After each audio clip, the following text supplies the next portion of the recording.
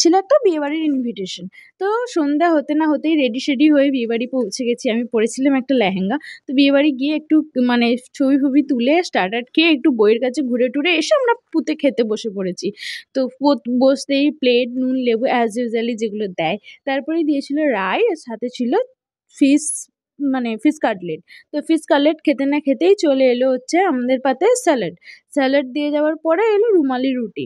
তো রুমালি রুটির সাথে যেটা ছিল হচ্ছে তড়কা, কিমা তড়কা, মানে মাটনের কিমা দিয়ে তড়কা করেছিল। খেতেও দুর্দান্ত ছিল, রুটিগুলো খুব সফট ছিল। তারপরে চলে এলো শুধু পনির, মানে শাহি পনির যেটাকে বলে। আর তারপরে তো চলে এলো as a show stopper mutton কষা।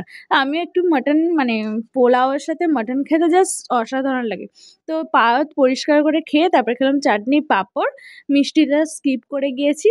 তো তারপরে এসেছিল সন্দেশ। তো সন্দেশটা খেলাম। খেয়ে দিয়ে আবার বাড়ি ফেরার সময় একটু ক্যাচ মেরে ছবি ফবি তুলে বাড়ি চলে এলাম।